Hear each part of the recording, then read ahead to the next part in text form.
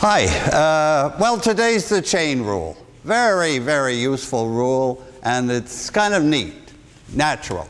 Can I explain what a chain of functions is? There's a chain of functions. And then we want to know the slope, the derivative. So how does the chain work? So there x is the input. It goes into a function g of x. We could call that inside function y. So the first step is y is g of x. So we get an output from g. Call it y. That's halfway, because that y then becomes the input to f. That's completes the chain. Starts with x, produces y, which is the inside function g of x, and then let me call it z is f of y. And what I want to know is, how quickly does z change as x changes? That's what the chain rule asks. It's the slope of that chain. Can I maybe just tell you the chain rule, and then we'll try it on some examples. You'll see how it works. Okay, here it is.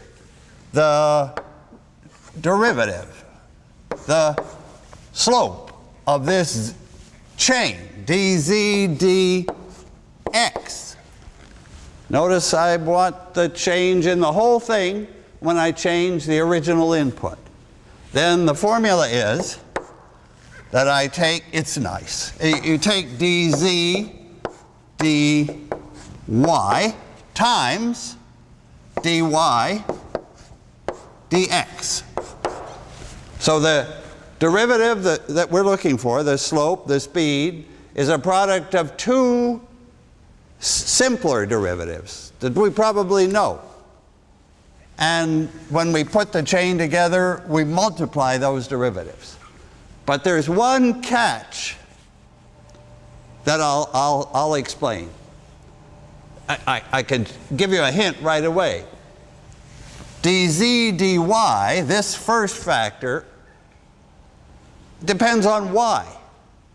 But we're looking for the change due to the original change in x. So I'm going to have to, when I find dz dy, I'm going to have to get back to x. Let me just do an example with a picture. You'll see why I have to do it. So let the chain be cosine of, sine, why not? Sine of 3x. Let me take sine of 3x. So that's sine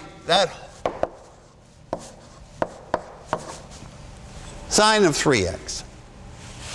I would like to know, if that's my function, and I can draw it and will draw it, what is the slope? Okay. So what's the inside function? What's y here? Well, it's sitting there in parentheses. Often it's in parentheses, so we identify it right away. Y is 3x, that's the inside function. And then the outside function is the sine of y. So what's the derivative by the chain rule? I'm ready to use the chain rule because these are such simple functions. I know they're separate derivatives. So if this whole thing is z, the chain rule says the dz dx is. I'm using this rule. I first need dz dy, the derivative of z with respect to y, which is cosine of y. And then the second factor is dy dx, and that's just a straight line with slope 3. So dy dx is 3. Good. Good, but not finished. Because I'm getting an answer that's still in terms of y, and I have to get back to x. And no problem to do it. I know the link from y to x. So here's the 3. I could usually write it out here, and then I wouldn't need parentheses. That's just that 3. Now the part I'm caring about, cosine of 3x. Not cosine x. Even though this was just sine, but it was sine of y, and therefore we need cosine 3x. Let me draw a picture of this function, and you'll see what's going on. if I draw a picture of, I'll start with a little picture of sine x, maybe out to 180 degrees pi. Here, this direction is now x. And this direction is going to be, well, there's the sine of x, but that's not my function. My function is sine of 3x, and it's worth realizing what's the difference? How does the graph change if I have 3x instead of x? Well, things come sooner. Things are speeded up. Here at x equal pi, 180 degrees is when the sine goes back to 0. But for 3x, it'll be back to 0 already when x is 60 degrees, pi over 3. So 1/3 of the way along, right there, my sine 3x is this one. It's just like the sine curve, but faster. That was pi over 3 there, 60 degrees. So this is my sine, this is my z of x curve, and you can see that the slope is steeper at the beginning.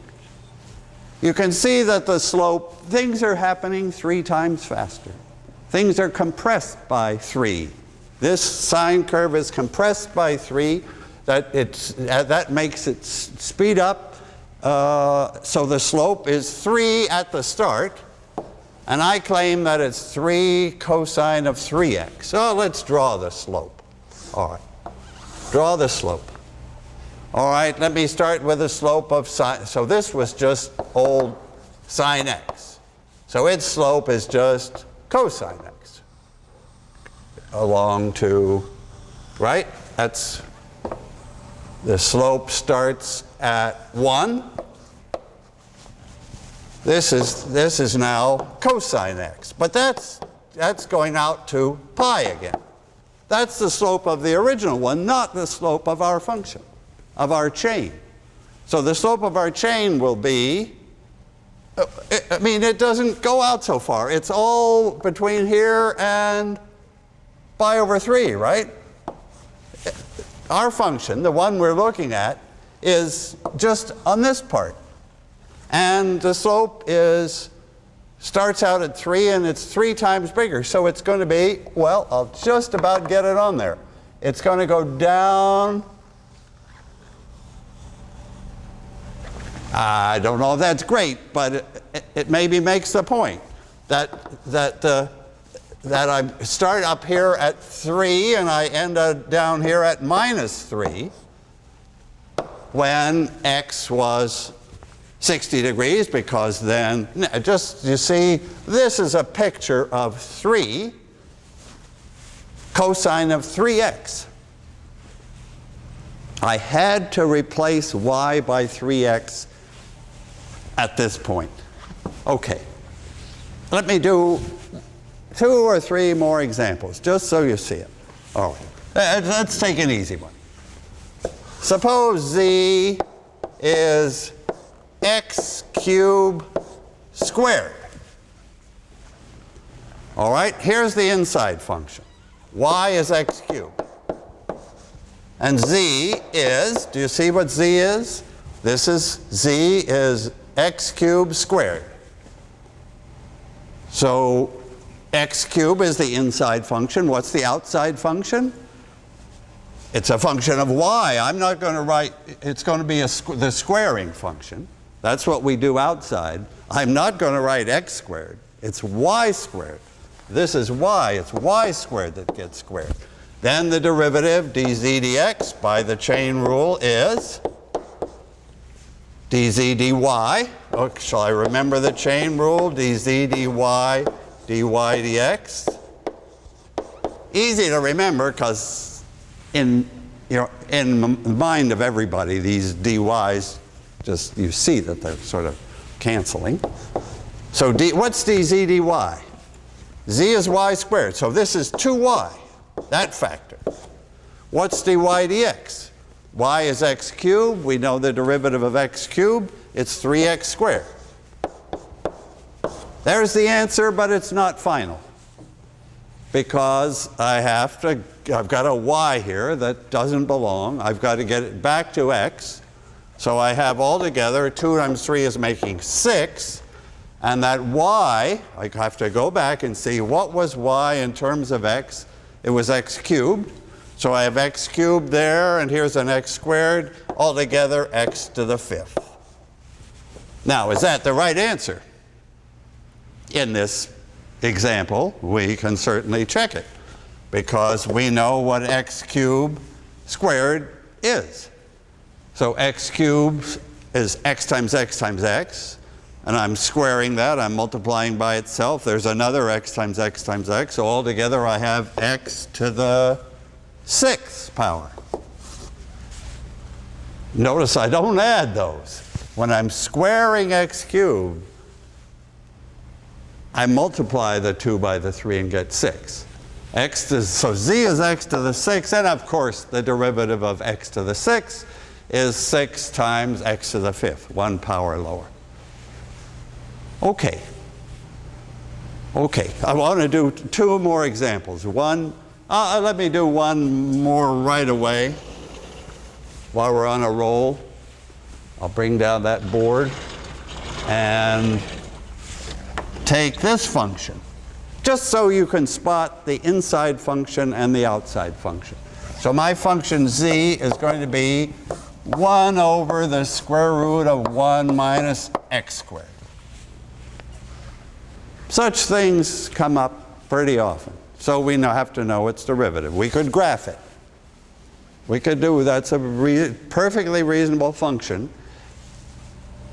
And it's a perfect chain. So do you see what's, the first point is to identify what's the inside function and what's the outside.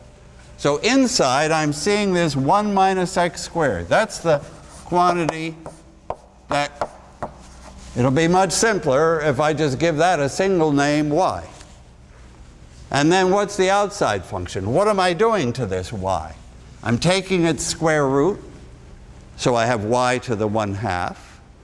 But that square root is in the denominator. I'm dividing, so it's y to the minus 1/2. So z is y to the minus 1/2. Okay, those are functions I'm totally happy with. The derivative is what? dz dy. I won't repeat the chain rule. You've got that clearly in mind. It's right above. Let's just put in the answer here. dz dy, the derivative, that's y to some power. So I get minus 1/2 times y to what power?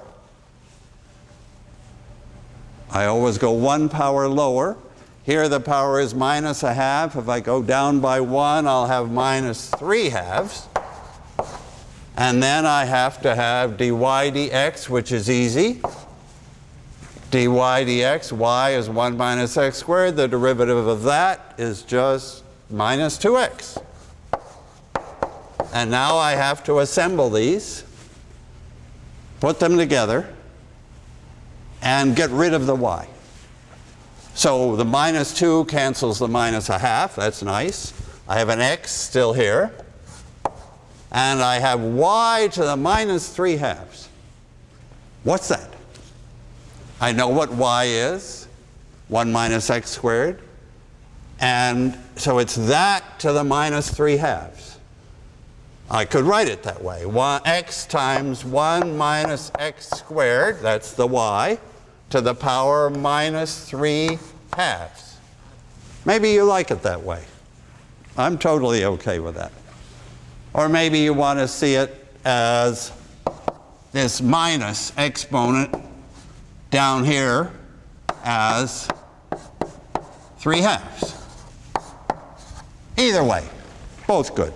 Okay, so that's one more practice. And I've got one more in mind.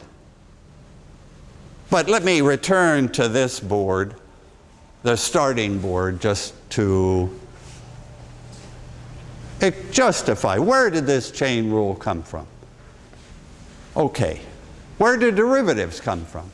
Derivatives always start with finite, small finite steps, with delta rather than d. So I'm looking, I make a change in, so I start here, I make a change in x, and I want to know the change in z.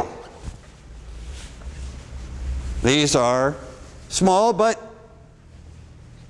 not zero, not darn small.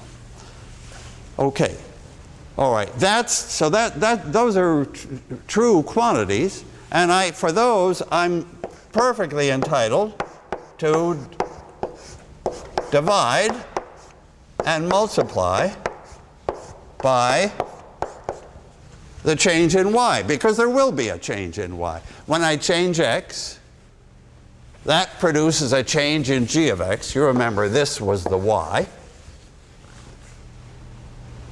So this factor, well, first of all, that's simply a true statement for fractions.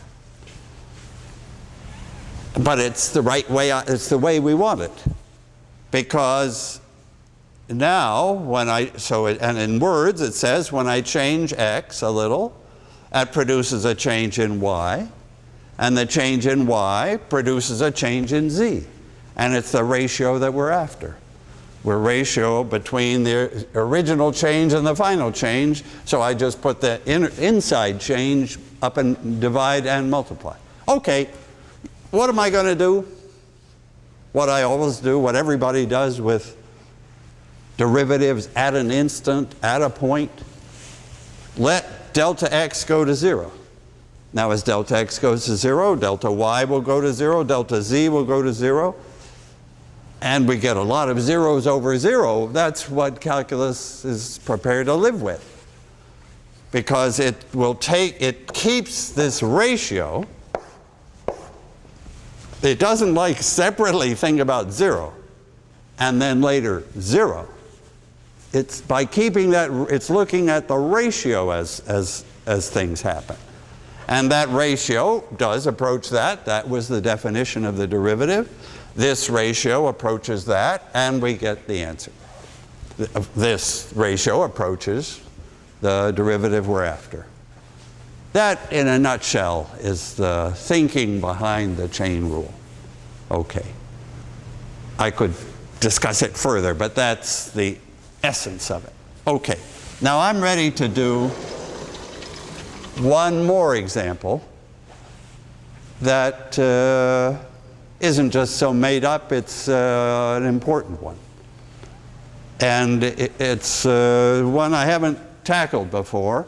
My function is going to be e to the minus x squared over 2. That's my function. Shall I call it z? That's my function of x. So I want you to identify the inside function and the outside function in that change. Take the derivative, and then let's look at the graph for this one. The graph of this one is a familiar, important graph. But it's quite an interesting function. Okay, so what are you going to take?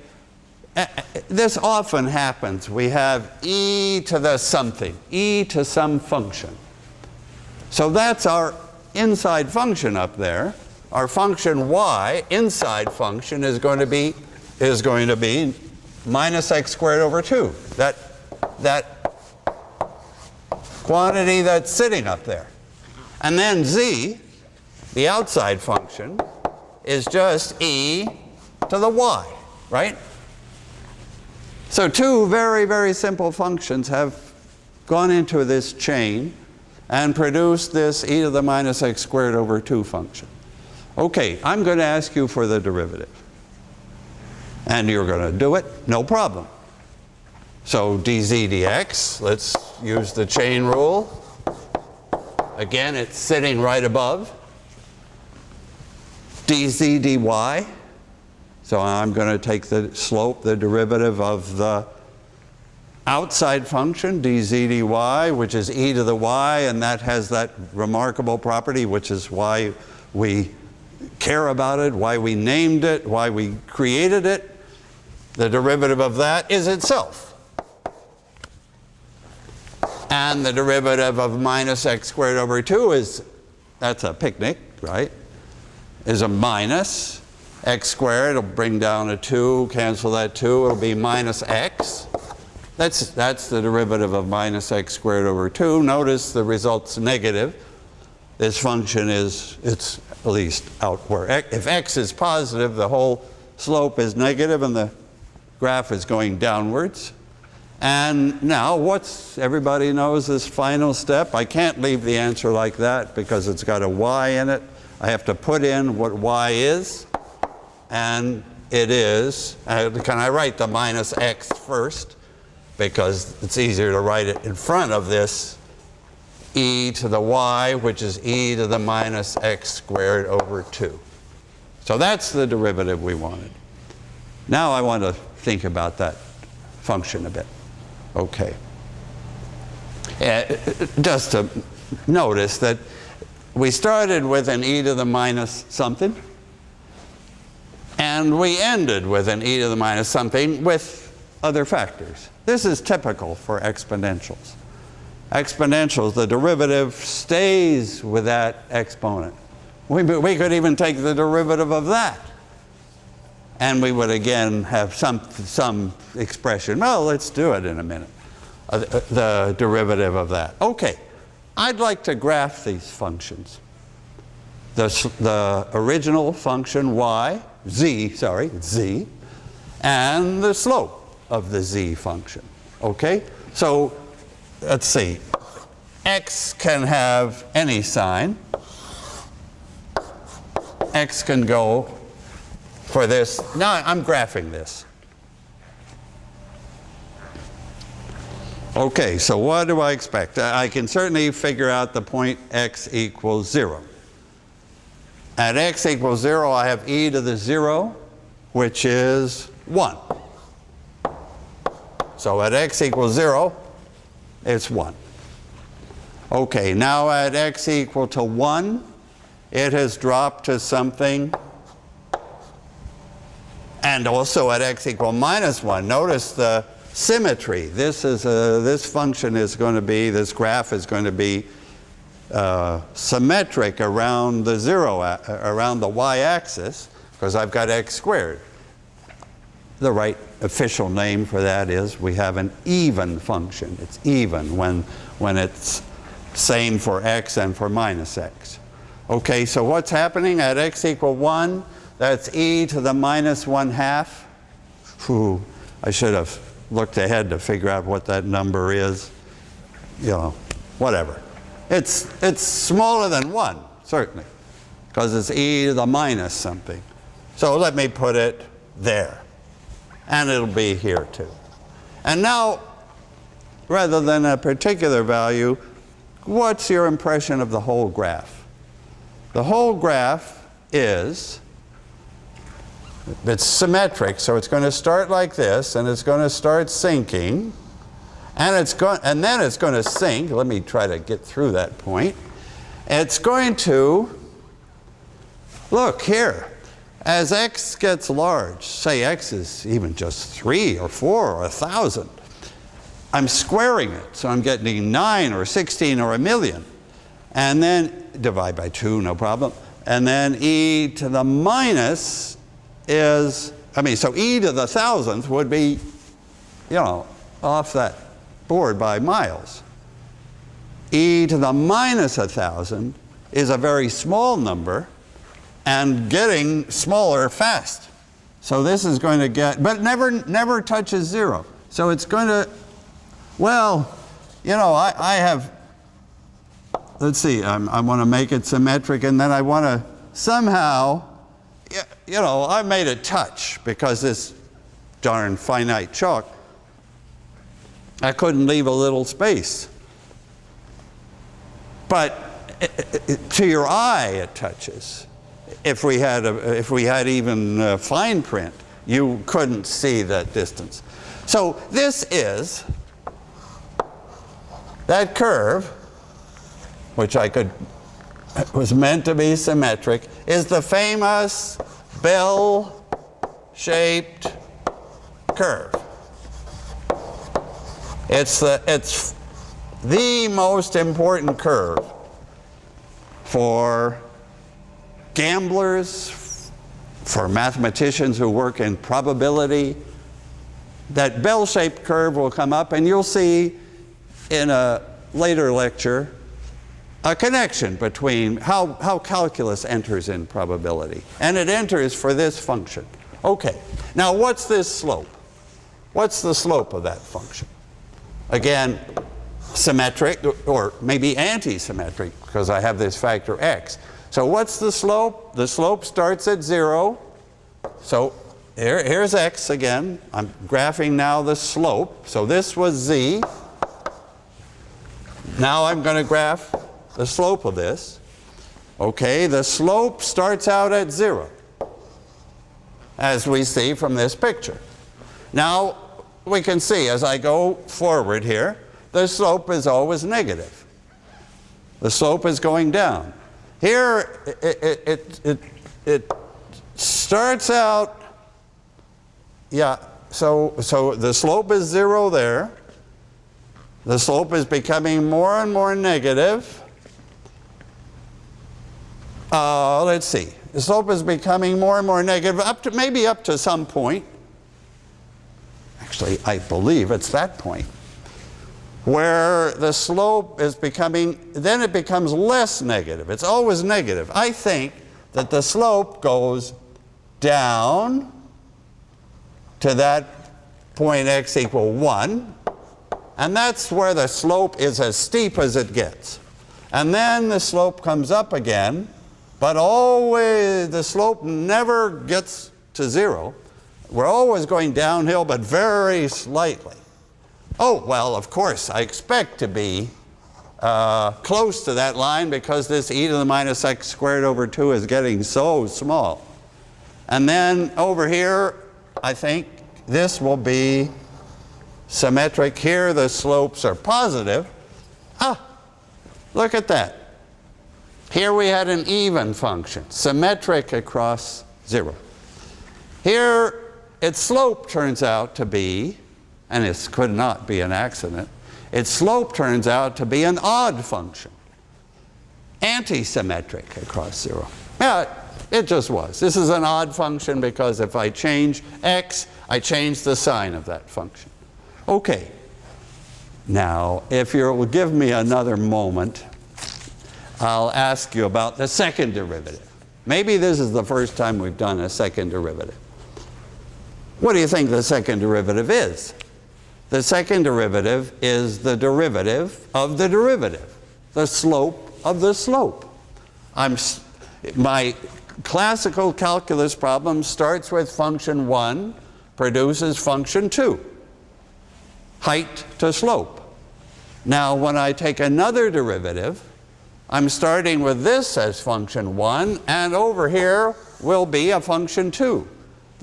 So this was dz dx, and now here is going to be the second derivative. And we'll give it a nice notation, nice symbol. It's not dz dx all squared. That's not what I'm doing. I'm taking the derivative of this. So I'm taking, well, the derivative of that, I'm going to give a whole return to the second derivative. It's a big deal. I'll just say how I write it. dz dx squared. That's the second derivative. It's the slope of this function. And I guess what I want is, would you know how to take the slope of that function? Can we just think what would go into that? And I'll put it here. Let me put that function here. Minus x e to the minus x squared over 2. Slope of that. Derivative of that. What do I see there? I see a product.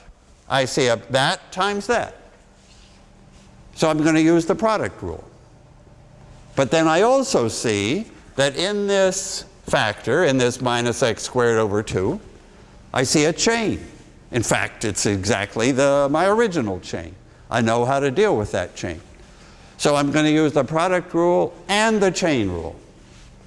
And that's the point, that once we have our list of rules, these are now what we might call 4 simple rules. Like, we know those guys.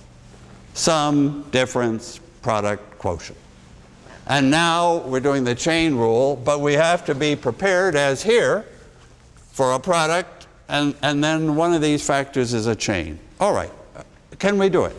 So the derivative, slope. Well, slope of slope, because this was the original slope. Okay, so it's the first factor times the derivative of the second factor. And that's the chain, but that's the one we've already done. So the derivative of that is what we already computed. And what was it? It was that. So the second factor was minus x e to the minus x squared over 2. So this is, can I just like remember, this is f dg dx in the product rule, in the product. Here's a product of f times g. So f times dg dx, and now I need g times, this was g, and this is df dx. There it will be. What's df dx? Phooey on this old example. Gone. Okay, df dx, well, f is minus x, df dx is just minus 1. Simple. All right, put the pieces together. We have, as I expected we would, everything has this factor e to the minus x squared over 2. That's controlling everything. But the question is, what's it? So here we have a minus 1, is that right? And here we have a plus x squared. So I think we have x squared minus 1 times that. Okay. So what? That's it. So we computed a second derivative. Huh. Two things I want to do. One with this example. The second derivative will switch sign. If I graph the darn thing, suppose I tried to graph that. When x is 0, this thing is negative. What is that telling me? So this is the second derivative. This is telling me that the slope is going downwards at the start. I see it. But then at x equal 1, that second derivative, because of this x squared minus 1 factor, is up to 0.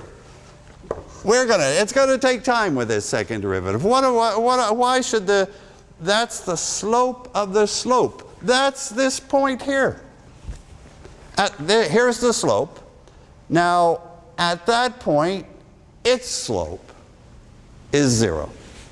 And after that point, its slope is upwards. We're getting something like this. The slope of the slope, and it'll go evenly upwards and then so on. Ha! You see that we've got the derivative cold, the slope. But we've got a little more thinking to do for the slope of the slope. The rate of change of the rate of change. Then you really have calculus straight. And a challenge that I don't want to try right now would be, what's the chain rule for the second derivative? I'll leave that as a challenge for professors who might or might not be able to do it. Okay. We've introduced the second derivative here at the end of a lecture. The key central idea of the lecture was the chain rule to give us that derivative. Good. Thank you. This has been a production of MIT OpenCourseWare and Gilbert Strang. Funding for this video was provided by the Lord Foundation. To help OCW continue to provide free and open access to MIT courses, please make a donation at ocw.mit.edu/donate.